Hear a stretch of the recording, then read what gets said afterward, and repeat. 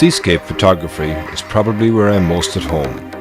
I love how every breaking wave is different to the next, how the movement and the contrast create an image that technically isn't there. With the right shutter speed, you can control how the wave is captured, be it fast, slow, or even slower. Each one changing the same scene into a totally different photo. Here are some of my favorites.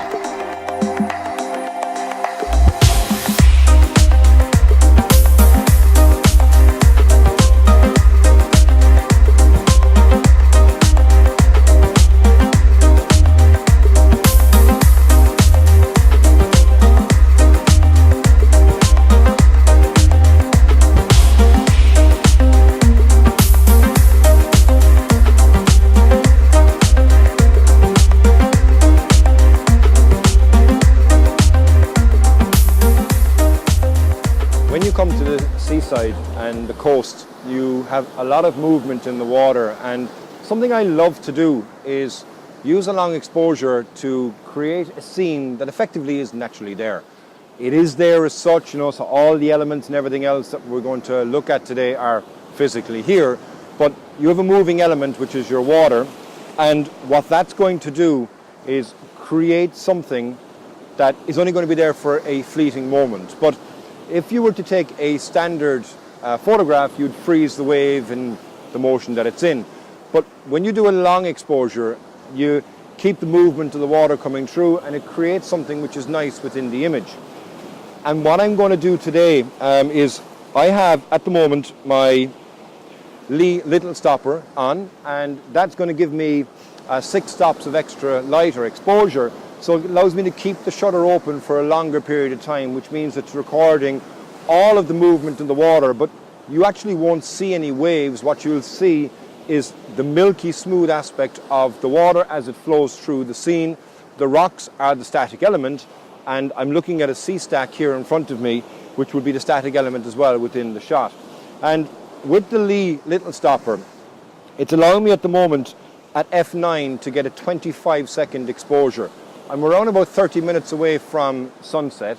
It's a grey day, so there's nothing major going to happen in regards to the sky. So I've come to a corner of the beach here where I am, which is on the Copper Coast. It's a place that I visited on a number of occasions on previous episodes of my vlog. And I'm at a beach at the moment called Ballyduan, and that has a sequence of stacks. There's some on the right-hand side, which is where I'm at the moment, and then there's a singular stack as well, which is over on the left-hand side of the beach.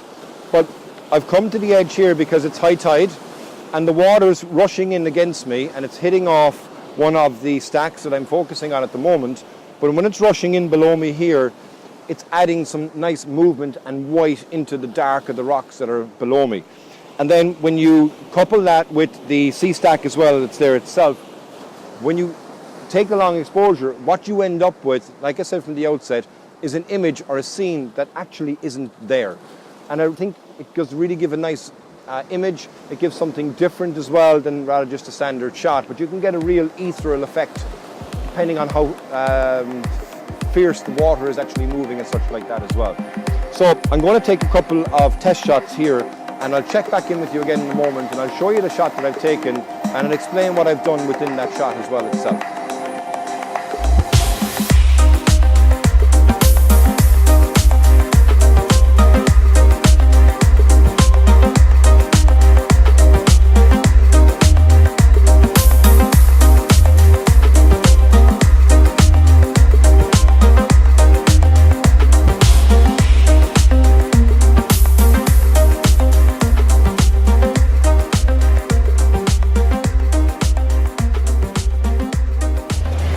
So you can see there I have the camera, and I'm now at 20 seconds actually at f9, and my ISO is 100, and I've got the image composed. As you can see the stack there, it's in the center of the frame, and I have some rocks as well then are down below the camera as well itself.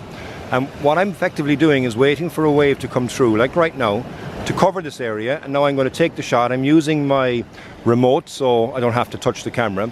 That's going to take a shot for 20 seconds, and it's going to have captured the water when it was there a moment ago, then it flowed out, but it's still after capturing that water while it was over the rocks, even though it's not there right now.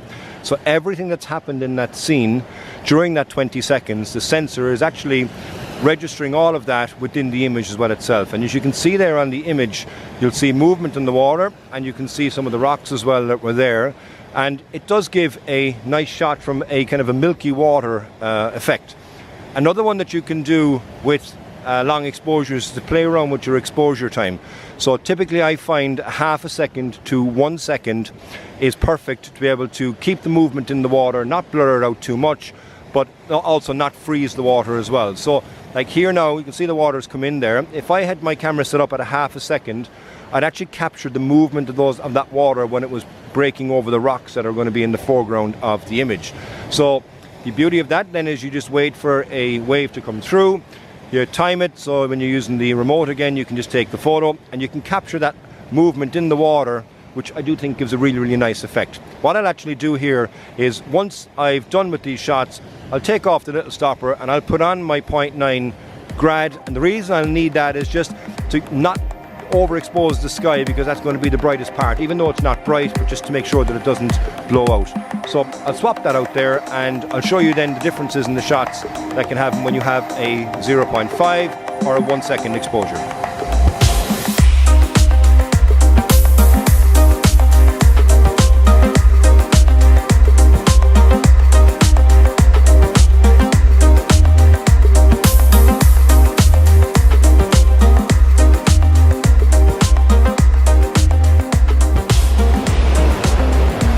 Changed out there now, and I've got my 0.9 grad on, and I'll show you as an example. As a wave will come in here, I'm going to wait for the wave to break over the rocks that are going to be in the foreground, and then I'll take the shot. And at the moment I'm at 1 second, so if I go now, what that is doing is it's capturing the movement in the water, so the water is still looking alive, but it's not a smooth effect.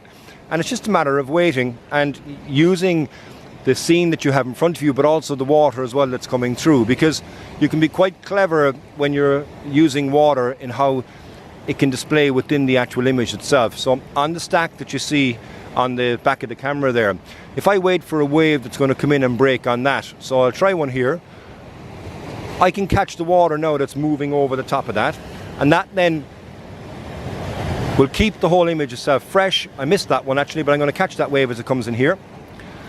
And I can effectively do two things with the one wave. I can catch the wave when it's hitting the stack outside, and then I can also catch it when it's hitting the rocks as well below me. And I really do like this approach to seascape photography, the whole half a second or the 1 second rule of thumb that I normally stick with. So there's a wave now coming in here. It's the second one I'm going to look for, because that's going to break on these. Actually it's not, but it's a bigger one actually going to come in here. So take that, it's catching on the rock itself, which I've now got in the image, and then I'll take it here as it breaks underneath me, and again that's going to give some nice movement as well within the image.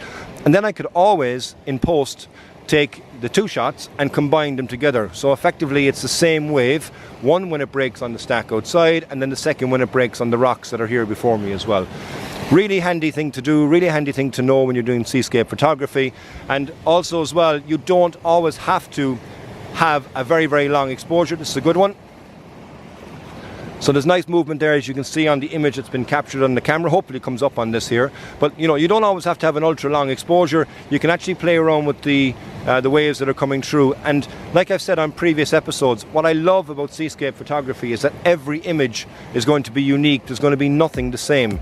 And you know, it really comes through here when you look at the different types of rocks that I have in front of me as well. So I'm going to play around here, get a couple of more shots. Hopefully I'll get a nice one with some water breaking over the top of the waves here, which you'll be able to see, and I'll show you the images after this.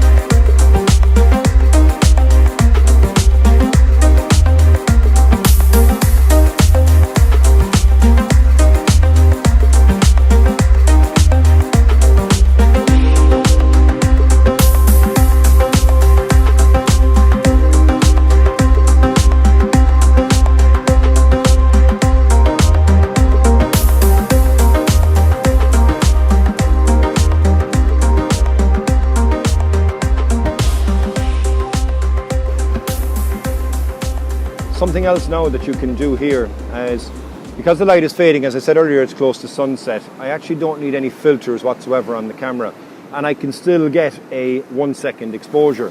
So I've come down quite low here, and I'm playing around now with where the water itself is going to be moving. I have a sequence of 3 small rocks that are here in front of me, which leads me into the stack that I have in the distance next to another stack, and then it's closed off by another stack as well here. So I kind of have a frame within a frame of the image, but it's quite dark, but with the water then as well coming through, what that does is it gives it a lovely texture to the sand that's below here. But if you catch the shot when the water is actually going back out, you get the movement of the water going back out through the frame, and it really brings the scene to life. You can get 2 different types of photographs. You can get one as a wave is coming in, so it could crash over the rock that's there, or you can wait, like I say, for it to go back out. And when you get a nice big wave that's coming through, it takes away all the blandness that's here in the darkness of the sand, but it creates then the white that's over that, which we'll see here. So I take that shot when the water's coming through, and I can also then as well wait for the water to come back out. And I do think it gives a lovely image, but it's also another reason why you should shoot at around 1 second when you're shooting seascapes. And it's important to, play around with your shutter speed. Nothing is right, nothing is wrong, but you'll see, like I said a moment ago, every single photograph will be a different photograph, because there'll be nothing the same, because the water is going to move in a completely different direction. So that's just been a very, very quick episode of my photography vlog to kind of show the differences, or the differences you can get in exposure times from a half a second, 1 second, or even up to a 20-second exposure as I got when I had the little stopper on. And I do hope you enjoyed the episode. If you have any questions in regards to that, please do ask a question below in the comments. And as always, I do really appreciate you taking the time to watch my photography vlogs. If you haven't subscribed already, please do hit that subscribe button. But until the next time, slán go fóill.